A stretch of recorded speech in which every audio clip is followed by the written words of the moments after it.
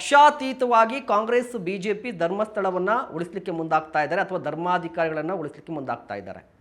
ಪಕ್ಷಾತೀತವಾಗಿ ಒಂದು ಕಡೆ ಬಿಜೆಪಿ ನಾಯಕರು ಧರ್ಮಸ್ಥಳ ಚಲೋ ಅಂತ ಹೇಳ್ತಾರೆ, ಮತ್ತೆ ಕಾಂಗ್ರೆಸ್ ನಾಯಕರು ಕೂಡ ಧರ್ಮಸ್ಥಳಕ್ಕೆ ಹೋಗ್ತೀವಿ ಅಂತ ಹೇಳ್ತಾರೆ. ಇತ್ತೀಚೆಗೆ ಸಾರಾ ಮಹೇಶ್ ಅವರು ಕೂಡ ನಾನು ಧರ್ಮಸ್ಥಳಕ್ಕೆ ಹೋಗ್ತಾ ಇದ್ದೀನಿ ಅಂತ ಹೇಳ್ತಾರೆ.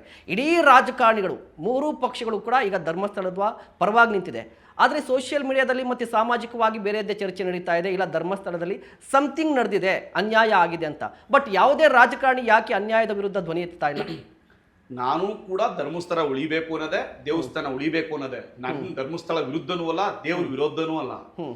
ಆದ್ರೆ ಬಿಜೆಪಿಯವರು, ಕಾಂಗ್ರೆಸ್ ಅವರು, ಜನತಾದಳದವರು ಅದು ಬೇರೆ ಯಾರೇ ಹೋಗಿ ದೇವಸ್ಥಾನಕ್ಕೆ ಸಪೋರ್ಟ್ ಮಾಡೋದಕ್ಕೆ ನನ್ನ ಯಾವ ಅಭ್ಯಂತರವೂ ಇಲ್ಲ.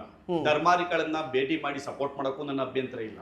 ಆದ್ರೆ ಪ್ರಶ್ನೆ ಇರ್ತಕ್ಕಂಥದ್ದು, ಒಂದು ಸ್ಥಳದಲ್ಲಿ ಆಗಿರ್ತಕ್ಕಂಥ ಕ್ರೈಮ್, ಆ ಕ್ರೈಮ್ಗೆ ಒಂದು ನ್ಯಾಯ ಸಿಗ್ಬೇಕು.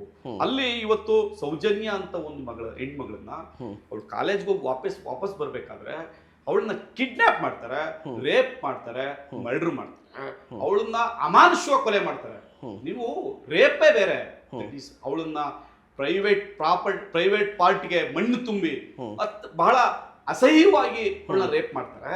ಅದೇ ಸ್ಥಳದಲ್ಲಿ ದೇವಸ್ಥಾನದಿಂದ 400 ಮೀಟರ್ ದೂರದಲ್ಲಿರ್ತಕ್ಕಂತಹ ಆನೆ ಮಾವುತ ನಾರಾಯಣ ಮತ್ತು ಅವನ ತಂಗಿಯನ್ನ ಮರ್ಡರ್ ಮಾಡಿದ ಕೇಸಲ್ಲಿ ಆರೋಪಿಗಳೇ ಸಿಗಲ್ಲ.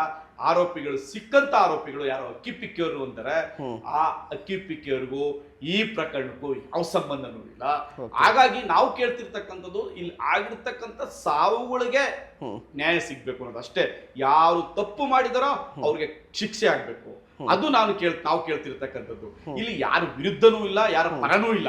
ಬಟ್ ನೀವು ಕೇಳ್ತಾ ಇರೋದನ್ನ ಯಾರು ಕೇಳ್ತಾ ಇದ್ರೆ? ಸರ್ಕಾರನ ಕೇಳ್ತೀರಾ, ಸರ್ಕಾರಕ್ಕೆ ಒತ್ತಾಯ ಮಾಡ್ತೀರಾ, ಹೋರಾಟ ಮಾಡ್ತೀರಾ. ಬಟ್ ಅದೇ ಸರ್ಕಾರ ಬಂದು ಅದೇ ಸರ್ಕಾರದ ಭಾಗವಾಗಿರುವಂತಹ ಡಿ ಕೆ ಶಿವಕುಮಾರ್ ಅವರು ಧರ್ಮಸ್ಥಳದ ವಿರುದ್ಧ ಷಡ್ಯಂತ್ರ ನಡೆದಿದೆ, ನನಗೆ ಗೊತ್ತಿದೆ ಅಂತ ಹೇಳ್ತಾರೆ. ಧರ್ಮಸ್ಥಳಕ್ಕೂ ಅಲ್ಲಿರ್ತಕ್ಕಂತಹ ಧರ್ಮಾಧಿಕಾರಿಗಳ ಸಹೋದರ ಹರ್ಷೇಂದ್ರ ಜೈನ್ ಅವರಿಗೂ ಡಿ ಕೆ ಶಿವಕುಮಾರ್ಗೂ ವ್ಯಾವಹಾರಿಕ ಸಂಬಂಧ ಇದೆ. ಅವರು ಯಲಹಂಕ ಭಾಗದ 38 ಎಕರೆ ಜಾಗವನ್ನ ಡಿನೋಟಿಫಿಕೇಶನ್ ಮಾಡಿಸಿಕೊಂಡು ಆ ಜಾಗವನ್ನ ಡಿ ಕೆ ಶಿವಕುಮಾರ್ ಮೂಲಕ ಬಾಗ್ಮನೆ ಟೆಕ್ ಮಾರ್ಕ್ಗೆ ಮಾರಾಟ ಮಾಡಿದರೆ. ಇದರಲ್ಲಿ ಅವರ ನೇರ ಪಾತ್ರ ಇದೆ, ವ್ಯಾವಹಾರಿಕ ಸಂಬಂಧ ಇದೆ. ಆ ಕಾರಣಕ್ಕೋಸ್ಕರ ಡಿ ಕೆ ಶಿವಕುಮಾರ್ ಅವರಿಗೆ ಸಹಾಯ ಮಾಡ್ತಾರೆ. ಇದರಲ್ಲಿ ಡೌಟೇ ಬೇಡ.